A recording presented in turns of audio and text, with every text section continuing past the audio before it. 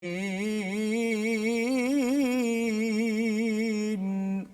الله. Assalamualaikum warahmatullahi wabarakatuh. Alhamdulillah wassalatu wassalamu ala Rasulillah wa ala alihi wa man wala syada la ilaha illallah syada Muhammadan abduhu wa rasuluh. Allahumma salli ala sayidina Muhammad wa ala alihi wa sahbihi ajma'in. Amma ba'd. Apa khabar tuan-tuan dan puan yang dirahmati Allah sekalian? Kita bertemu dalam My Quran Time baca faham amal pada hari ini. Kita dalam sesi ulang kaji pada halaman 165 hingga ayat 100 ataupun halaman 169. Kita bersama dengan Al-Fadhil Ustaz Syari Abdul Rahman. Selamat datang Ustaz. Selamat datang, terima kasih. Terima kasih. Ya, ini teratak kami lah ni setiap hari kami di sini ya, setiap Saban minggu kita menjemput tetamu ya, pemikir, pengkaji Al-Quran untuk sama-sama kita berkongsi mengulang kaji halaman yang telah pun kita pelajari daripada hari Isnin hingga hari Jumaat. Moga-moga tuan-tuan dapat banyak manfaat daripada perkongsian bersama Ustaz Syari Abdul Rahman pada hari ini dan juga bersama dengan Ustaz Tirmizi Ali. Apa khabar Ustaz? Baik, alhamdulillah. Sihat Ustaz ya. Alhamdulillah. Jadi kita pada hari ini ingin meneruskan sesi kita pada hari ini bagi tuan-tuan yang sudah pun bersedia di depan kaca TV, yang berada di depan Facebook. Kalau boleh share di Facebook itu, beritahu kawan tentang kita nak mengulang kaji balik beberapa kisah, termasuklah kisah Nabi Musa ya, yang amat menarik untuk kita ambil pelajaran, dan ia bukanlah kisah ribu tahun yang lepas, tetapi kisah yang sebenarnya akan berulang-berulang kepada kita untuk menjadi hidayah kepada kita dalam mendapat ataupun menghadapi pelbagai cabaran kehidupan, berjuang untuk menuju kepada Allah Subhanahu Wa Taala. Jadi kita mulakan dahulu majlis kita ini dengan doa ringkas kita. Subhanakala ilma lana illa ma 'allamtana innaka antal alimul hakim. Rabbi zidni ilma. Kita mulakan dengan Ummul Quran Al-Fatihah bersama dengan Ustaz Tirmizi Ali. Silakan Ustaz. أعوذ بالله من الشيطان الرجيم. بسم الله الرحمن الرحيم. الحمد لله رب العالمين. الرحمن الرحيم. مالك يوم الدين. إياك نعبد وإياك نستعين. اهدنا الصراط المستقيم. صراط الذين أنعمت عليهم غير المغضوب عليهم ولا الضالين.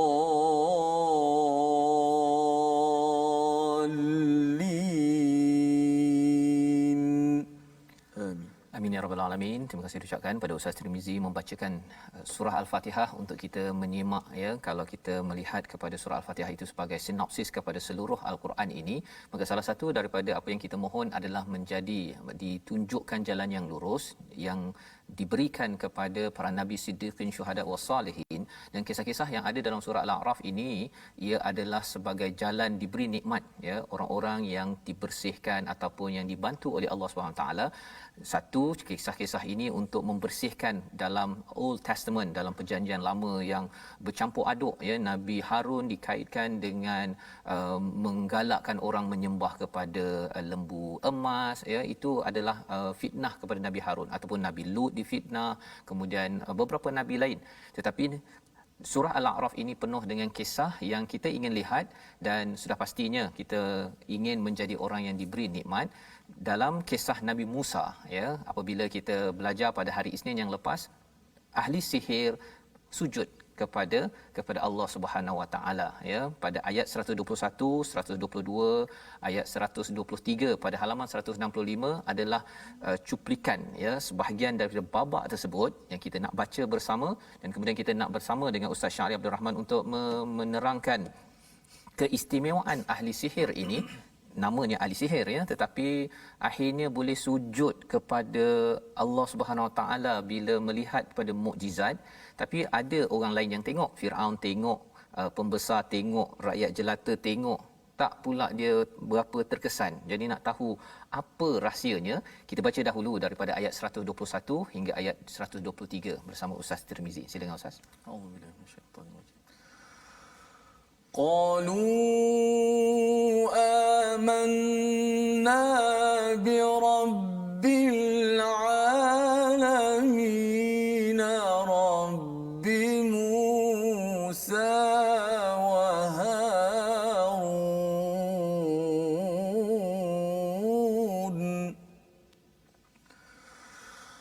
قال فرعون آمنتم به قبل أن آذن لكم إن هذا لمكر مكرتموه في المدينة لتخرجوا منها أهلها فسوف تعلمون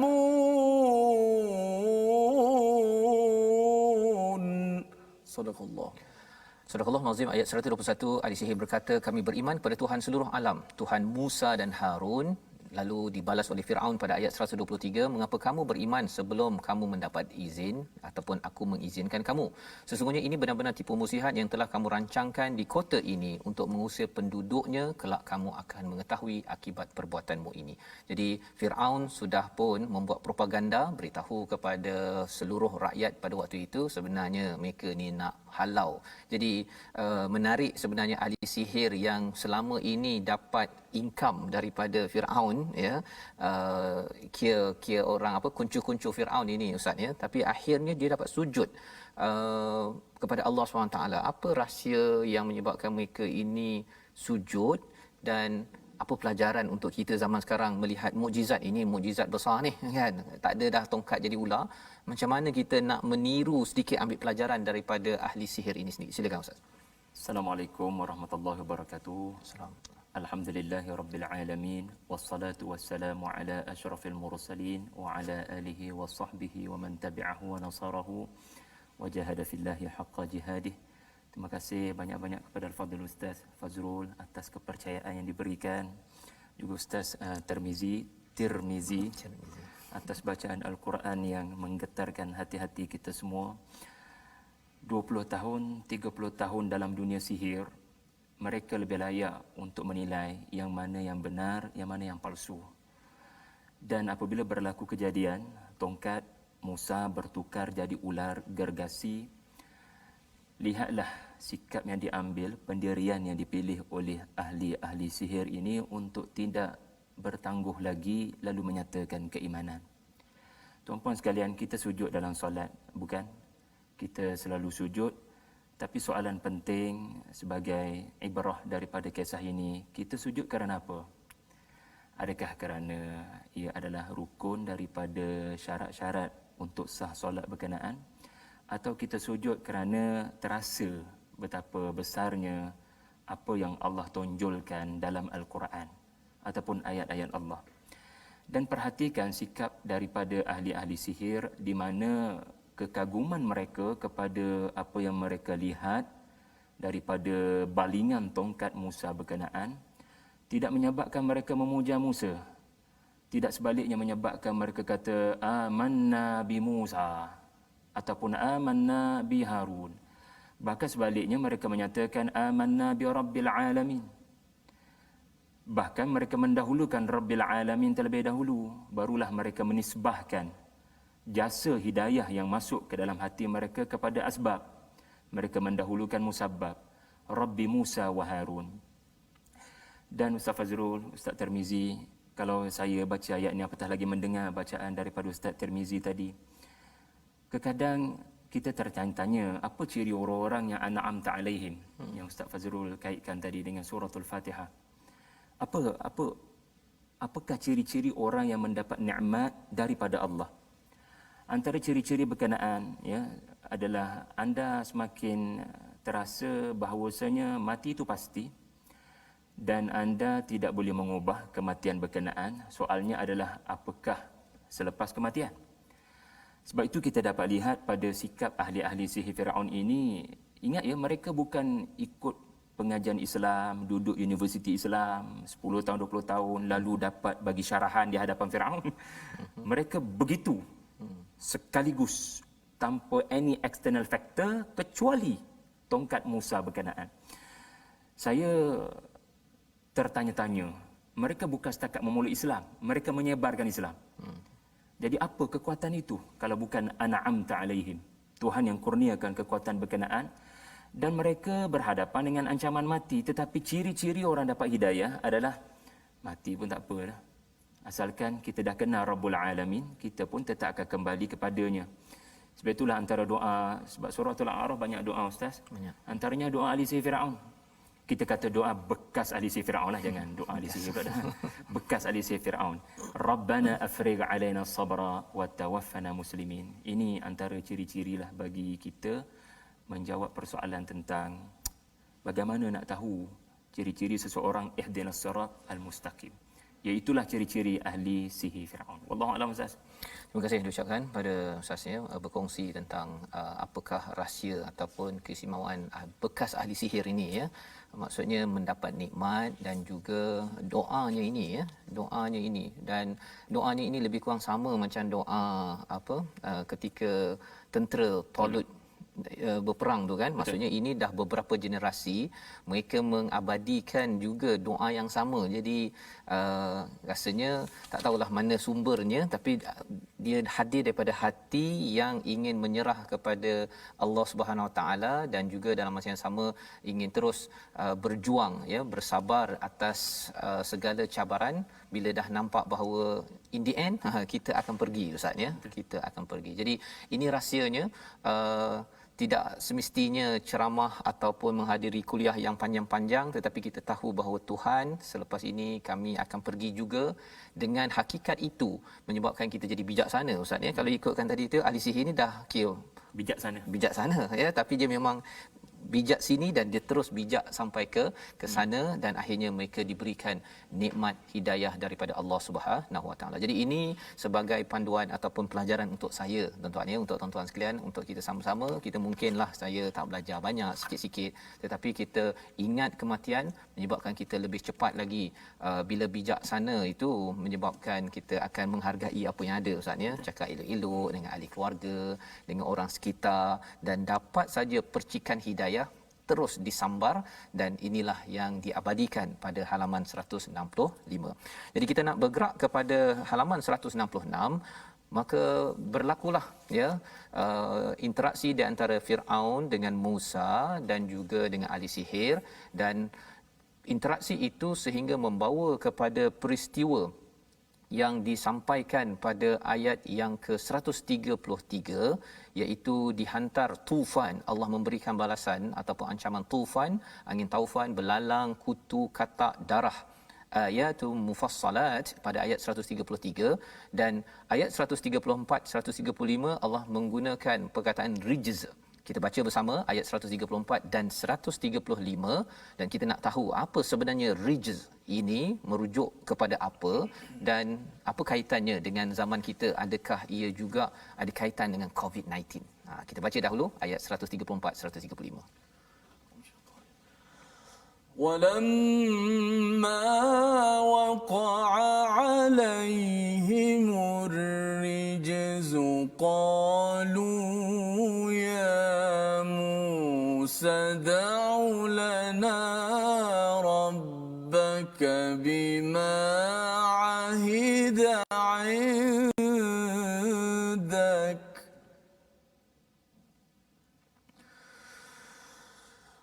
لئن كشفت عنا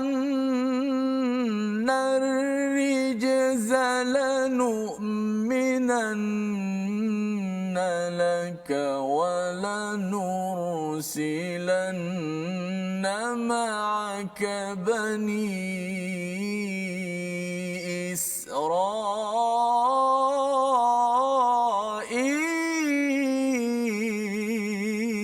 إسرائيل فلما كشفنا عنهم الرجز إلى أجل هم بالغوه إذا هم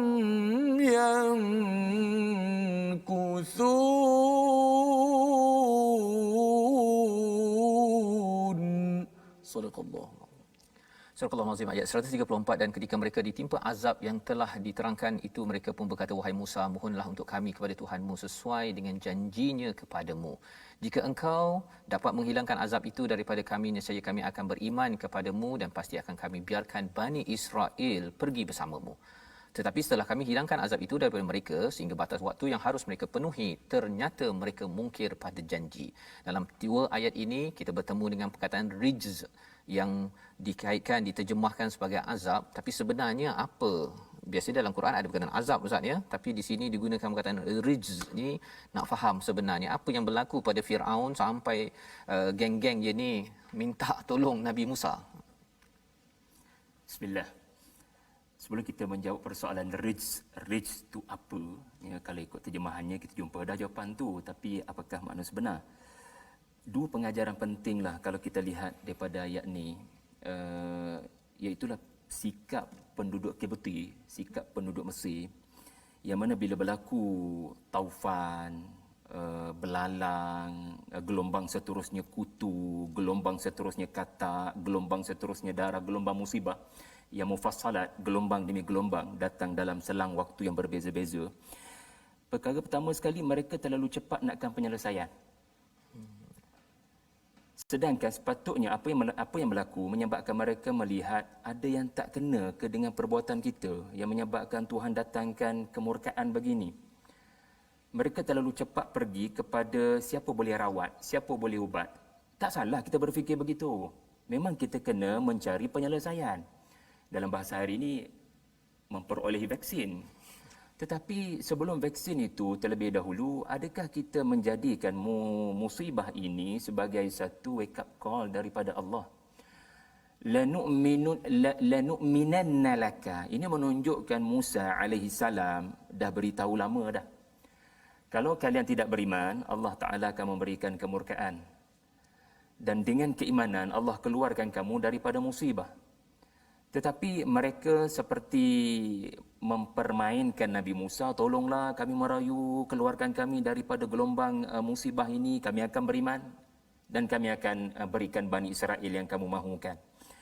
Jadi ini pun satu sikap, walaupun ia kisah orang dulu-dulu, tapi ia menegur kita supaya selain daripada kita berusaha mencari jawapan, mencari ubat, tetapi jadikan ini sebagai peluang untuk membanyakkan istighfar, teguran daripada Allah tentang keimanan kita.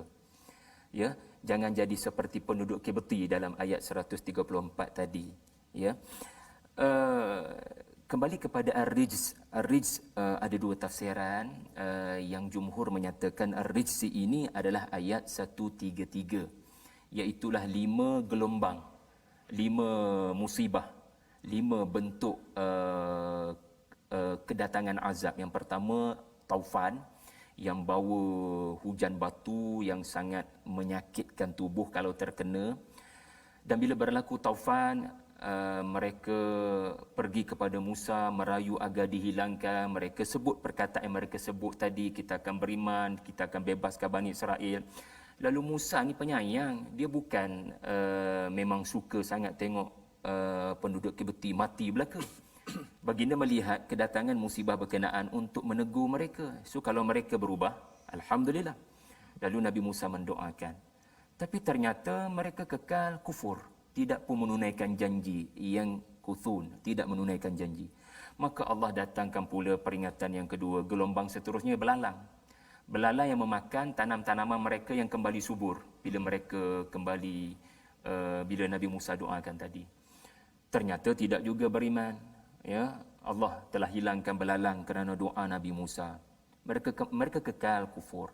Allah datangkan gelombang seterusnya, tak boleh tidur ni, duk garu, bukan setakat kepala, duk garu badan sebab kuman, kutu. Ya, penyakit, saya pun tak ingat namanya apa, sampai kita terpaksa garu tak berhentilah kulit tu. So makin lama makin kecil daripada batu kerikil angin taufan, kemudian belalang, lagi kecil kutu. Kemudian tidak juga beriman safadi' katak, ya, sampai dikatakan wallahu alam, buka je mulut, katak masuk dalam mulut. Wadam, iaitulah sungai Nil menjadi darah, segalanya adalah darah, orang tak minum. Jadi itu ar-rijz, Dalam satu perkataan cover lima perkara lima tersebut. gelombang. Ini maksudnya dia mengena kepada Kibti sahaja ke ataupun Bani Israel kena sekali Ustaz? Bani Israel tak kena Ustaz. Oh, tak kena Kerana konteks ayat adalah merujuk kepada penduduk Mesir yang menentang Nabi Musa. Okay. So dia hanya kena pada penentang. Dan bila kita tengok riwayat-riwayat Israiliyat, ada perkara yang bertentangan dengan Quran, tetapi ada perkara yang dianggap para ulama boleh memperincikan. Iaitulah ceritanya macam ni. Nabi Musa bagi perintah, sembelih kambing kibas dan ambil darah kambing, letak tangan kamu dan cat pada pintu. Iaitulah setiap kamu ambil darah kibas tu dan letak pada pintu. Lalu Kibti tanya, hampa buat apa? Kami buat apa yang Musa suruh. Dengan cara ini musibah tu nanti takkan kena pada rumah yang bertanda pada pintunya. Lalu mereka perli benda mengarut macam ni. Dan disebut oleh Sa'id bin Jubair, Sa'id bin Jubair ketika, maafkan saya, bukan Sa'id bin Jubair, para ulama tafsir menyebut 70,000 orang Kibti mati dalam satu hari. Akibat daripada tidak mengikut perintah Nabi Musa berkenaan. Baik. Yang kedua, jadi apa yang kedua tu Ustaz? Tak apa. yang kedua menurut pendapat para ulama, ta'un. Rijz itu ta'un. Ta'un. Jadi berdasarkan hadis Nabi sallallahu alaihi wasallam, iaitulah at-ta'un rijzun ursila ila. Maknanya ada kemungkinan juga Allah datangkan ta'un. Pandemik waktu Satu penyakit yang memang kita boleh memahaminya sekarang, terkena kepada penduduk Kibti.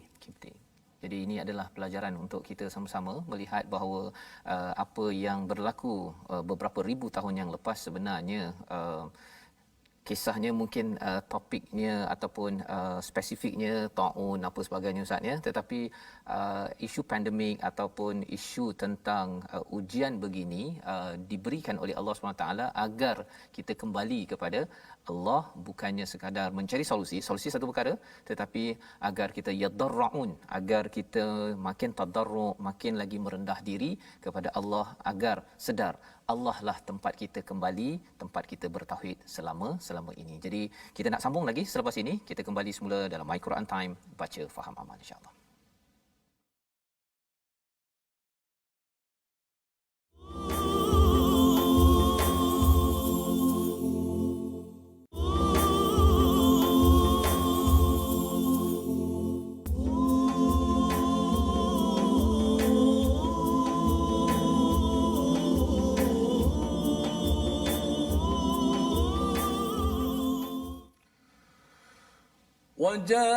وجاوزنا ببني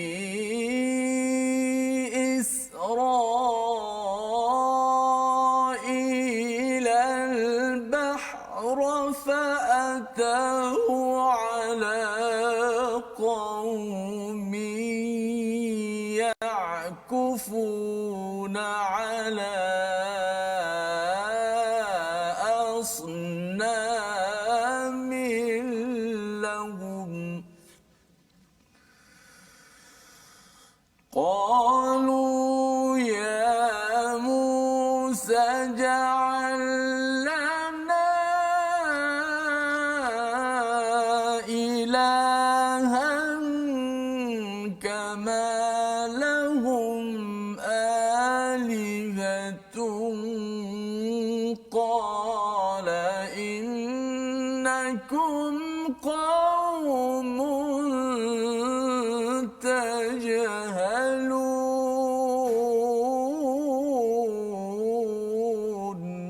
صدق الله.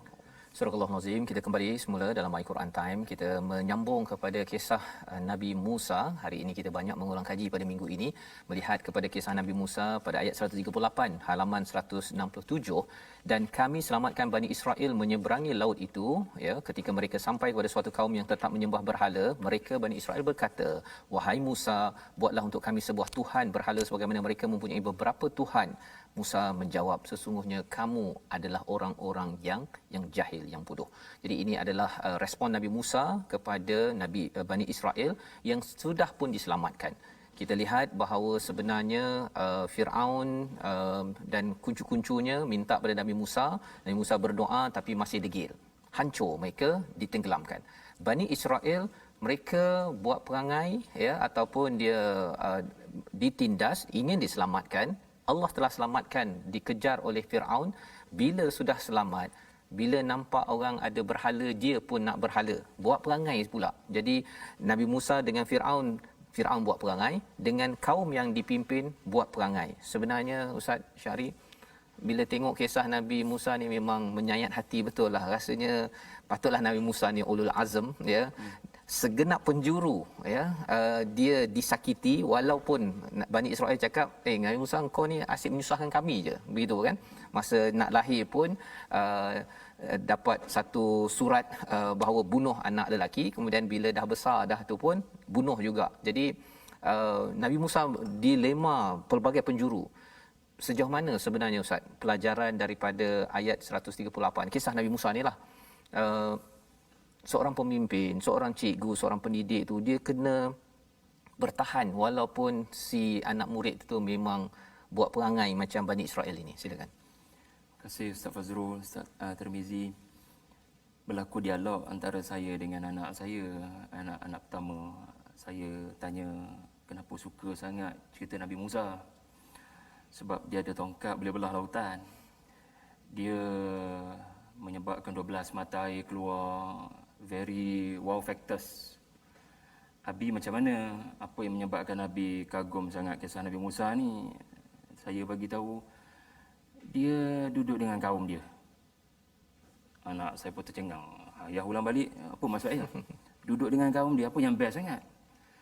Jadi tuan-puan sekalian, kadang-kadang kita ni define orang sukses adalah berdasarkan pengikut yang ramai dan juga gilang gemilang kekuasaan, pengaruh. Inilah masa kembali kepada kisah Musa. Kesudahan perjuangan Nabi Musa tidak begitu. Memang baginda bermula dengan kehidupan istana, seorang selebriti, seorang yang mempunyai banyak pengaruh. Tetapi baginda mengalami siri-siri pengkhianatan dan tikam daripada belakang. Adakah kita nak kata insan yang paling banyak disebut dalam Al-Quran ini bukan pemimpin, hanya kerana disakiti, dibenci? Tetapi inilah makna kepimpinan. Kepimpinan adalah bukan sekadar anda mempunyai pengikut yang memuji anda, tetapi kepimpinan adalah soal sejauh mana anda setia dengan wawasan anda walaupun pengikut buat karenah. Sejauh mana pengikut menjejaskan anda dan wawasan yang anda mahu tujui. Adakah karenah pengikut menyebabkan anda lemah semangat untuk terus didik, tidak putus asa? Al-Fadhil Ustaz Tirmizi tadi membacakan pada kita ayat-ayat yang menunjukkan Musa bersabar. Inilah insan yang 6 kali Nabi Khidir tegur dia sabar dalam suratul Kahf. Maka tak peliklah baginda tokoh paling banyak dipaparkan dalam Al-Quran sebagai mentor kepada sallallahu alaihi wasallam. Jadi kalau kita pendidik, kalau kita guru, perhatikan beberapa contoh teladan daripada ayat 138. Pertama sekali, Allah nak didik kita, jangan anak-anak kita mudah terpengaruh dengan anasi luar. Bani Israel, lihat saja orang sembah berhala, jom kita kembali pada identiti asal kita dulu juga. Banyak backup orang Mesir bina berhala. Jom, maknanya terlalu cepat beralih identiti, bertukar kulit, tidak setia dengan ajaran Musa. Dan nombor 2, ini juga penting, kita jangan ikut kehendak anak murid kalau kehendak anak murid itu salah. Jangan ikut kehendak pengikut bila kehendak pengikut itu salah. Lihat ya, Bani Israel berkata, Musa, boleh tak engkau? Mereka tak minta izin, diorang buat. Diorang kata, engkau buatkan pada kami. Kerana kalau kami buat, nanti orang kata apa? Tapi kalau kau buat sebagai tok guru, sebagai maha guru, sebagai ulama, sebagai nabi, dia boleh jadi agama. Jadi Musa kekal dengan pendirian, ini benda batil, ini benda salah, jadi minta maaf. Musa seolah-olah berkata, minta maaf saya tegur. Walaupun teguran ini akan menyakitkan hati kamu, akan menghilangkan kecintaan kamu pada saya tak peduli. Benda salah, saya kena tegur. Jadi Musa adalah pemimpin kerana baginda setia dengan matlamat membina generasi. dan bersabar menghadapi karenah mereka, Ustaz. Itulah tadabbur saya, Ustaz. Baik, terima kasih diucapkan pada Ustaz Syahri ya, berkongsi tentang bagaimana kisah ataupun ciri Nabi Musa ini ya, memang dia disampaikan dalam bentuk dialog begini, tetapi kita cuba mengambil nilai daripada apa yang kita baca, dan nilai ilmu yang kita ambil inilah yang mahal sebenarnya Ustaz ya. Kita namakan dia sebagai hidayah ya, yang harapnya kita memang kalau katakan ditegur oleh Hamka dalam tafsirnya, banyaklah kalau Muhammad Al-Ghazali pun menyatakan Quran ini bukan sekadar untuk dibaca tetapi untuk diambil hidayah daripadanya. Pasal kalau tidak kita mengulang balik je lah ya, cerita Bani Israel ini kalau kita lihat dia dapat Taurat tetapi tidak diambil secara betul-betul, secara kuah itu sendiri.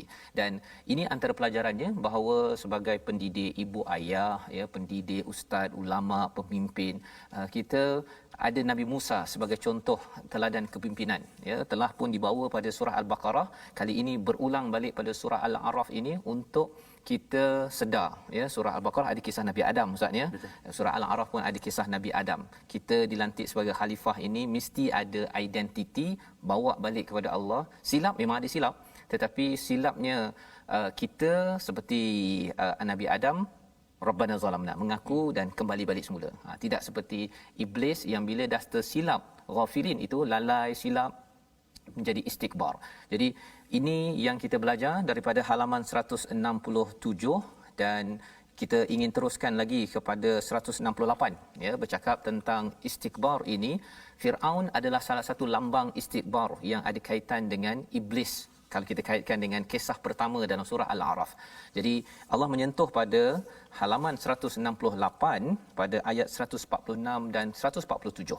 Kita nak tengok dahulu kepada ayat 146, ayatnya panjang sedikit. Kita baca dahulu ayat 146 untuk kita melihat ancaman, peringatan agar saya jangan jadi orang sombong.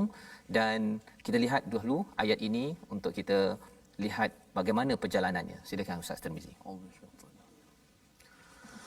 سأصرف عن آياتي الذين يتكبرون في الأرض بغير الحق وإن يروا كل آية لا يؤمنوا بها وإن يروا سبيل الرشد لا يتخذوه سبيلا وإن يروا سبيل الغي يتخذوه سبيلا ذلك بأنهم كذبوا بآياتنا وكانوا عنها غافلين.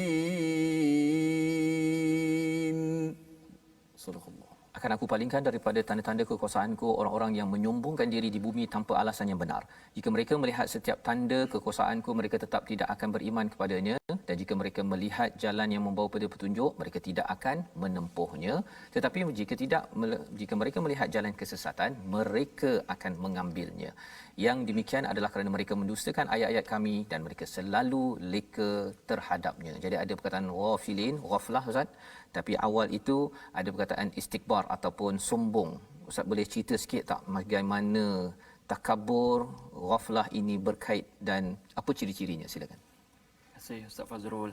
Ayat 146 memang menggerunkan tuan-tuan. Kita tak payah kata ayat ni sekadar memberikan isyarat kepada masalah besar yang akan dibuat oleh Bani Israel. Tetapi ayat ni tuju pada kita. Iaitulah Allah berikan peluang pada Bani Israel untuk mempunyai sebaik-baik guru, sebaik-baik ulama, iaitulah Musa. Dilengkapkan pula dengan Harun yang fasih berbicara bahasa Bani Israel. Allah berikan kepada Bani Israel mukjizat yang sangat banyak. Bukan satu sahaja tetapi banyak. Dan yang paling besar adalah terbelah lautan kepada 12 belahan. Namun sa'usrifu an ayati. Ada kalangan mereka yang melihat mukjizat tidak memberikan kesan. Risau kita juga ada penyakit tersebut. Mungkin kalangan kita ni ada orang yang saya tak sukalah sejarah ni. Bila seseorang tak suka baca kisah-kisah sejarah, dia tak akan perasan dia sebahagian daripada cerita sejarah. Saya setuju dengan Ustaz Fazrul tadi. Kisah Quran kisah berulang. Cuma kita nampak ke tak nampak sahaja. Jadi ada orang mungkin berpeluang baca Quran, tetapi sausrifu an ayati. Ada orang hafal Quran, tapi apa yang berlaku sausrifu an ayati. Ada orang belajar Quran 10 tahun, 20 tahun, sausrifu an ayati. Isunya adalah sejauh mana ayat-ayat itu bukan sekadar kita baca, bukan sekadar kita faham, tetapi tadabbur dan tadhakkur. Sejauh mana ayat-ayat itu kita masuk ke dalam Al-Quran, ya, dengan sifat merendah diri. Tuhan, banyak perkara saya tidak tahu tentang hakikat kehidupan, bantu saya. Adapun orang yang baca Quran dengan mindset, saya dah tahu dah ayat ni makna dia apa. Na'udzubillah. Kalau kita tergolong daripada alladzina yatakabbarun, orang yang ada satu sikap di mana dia ada kelebihan, dia ada kekuatan. Sedangkan Tuhan mendidik Musa, sampai saja di lembah tua, tanggal capalmu. Dan ditafsirkan para ulama sebagai itu adalah satu cara untuk merendah diri. Walaupun engkau bakal mendapat kedudukan besar, tetapi untuk berkata-kata dengan Allah, rendahkan dirimu serendah-rendahnya. Sebab agenda syaitan, sebagaimana disebut di penghujung suratul A'raf, adalah menghilangkan perasaan merendah diri. Maka sebab itulah kita kena betul-betul wa idza quri'al Qur'an fastami'u lahu wa ansitu la'allakum turhamun. Dengar betul-betul dalam keadaan penuh merendah diri. Wallahu a'lam. Jadi ini adalah perkara penting ya yang kita belajar, maksudnya merendah diri, Ustaz. Dan di sini ayat ini dipanjang ya, dia ada wa in yaraw kulla ayatin la yu'minu, dia tak percaya, Ustaz dah sentuh. Wa in yaraw sabila rushd la yattakhizu sabila. Apa maksud jika mereka melihat sabila rushd la yattakhizuna sabila itu? Rushd adalah anda dapat lihat destinasi terakhir. Sebagai contoh, kita diajar tentang syurga dan neraka. Neraka kena elak, syurga kena pergi. Itulah rushd, seseorang yang nampak jalan ke depan. Kalau sekadar anda boleh berada di jalan yang lurus, itu adalah hidayah, anda dah jumpa jalan. Okay. Tetapi kemampuan anda untuk meneruskan perjalanan, ada banyak RNR yang sangat menarik, tapi anda setia untuk berjalan sebab anda tahu anda nak balik kampung tu. Ambil tindakan. Jadi, ya? Ambil tindakan. Ambil tindakan untuk kekal di atas jalan, tidak terpengaruh dengan anasir luar. Jadi ini maksud daripada bila nampak jalan itu dia ambil ya, bukannya sekadar nampak oh tak apalah kan, nampak rasanya orang baca Quran tak apalah, orang lain baca Quran saya lain kali ya, ataupun orang lain dah pergi sembahyang kata nanti dulu pergi dulu ya, saya lambat sikit. Perkara-perkara itu adalah tanda, antara tanda-tanda ya yang di mana melambangkan kesombongan di dalam kehidupan, padahal sebenarnya Allah menampakkan kepada kita ayat-ayat Allah itu untuk kita makin menyerah. Dan di sini di hujung itu wakanu anha ghafilin, Ustaz minta cerahkan sikit apa maksud wakanu anha ghafilin ini. Mereka bila diberikan rezeki untuk mendengar ayat-ayat Allah, hati mereka berlaku ghaflah. Maksudnya apa? Sebagaimana dalam suratul Anbiya Allah Taala sebutkan makna ghaflatin, hina ghaflatin, iaitulah mereka tidak melihat ayat-ayat itu sebenarnya mendesak mereka untuk bertindak, kerana hati mereka mengalami kematian dan kekerasan. So ghaflah ini bukan lalai, maknanya terlepas pandang. Itu bukan ghaflah. Ghaflah di sini adalah isu hati, di mana kita ada fokus lain. Sedangkan Quran minta fokus ini. Alhaakum. Kau nak fokus itu juga, padahal kamu distracted. Kita diminta pergi ke sini, kita nak stay kat situ. Jadi ini antara penyakit hati, ghaflah. Okay, jadi ini adalah penyakit yang penting ya, maksudnya dia tersilap prioriti Ustaz ya, keutamaan ya, utamakan mana yang tak utama, padahal di dalam al-Quran sudah pun Allah jelaskan al-haq, utamakan mana yang utama. Akhirat itu lebih baik daripada dunia ya, kebenaran lebih baik daripada kebatilan. Semua perkara itu yang kita doakan pada Allah Subhanahu taala, Allah pimpin kita, kita mohon setiap hari ihdinas siratal mustaqim. Allah juga izinkan kita tidak jadi ghaflah ya, pasal ghaflah ni kalau panjang sangat Ustaz dia jadi takbur ya. Maksudnya dia silap prioriti, asyik silap, akhirnya kita rasakan bahawa okey apa kan, saya buat ni buat baik apa kan, padahal sebenarnya ia bukan berpandukan pada ayat daripada Allah Subhanahu Wa Taala.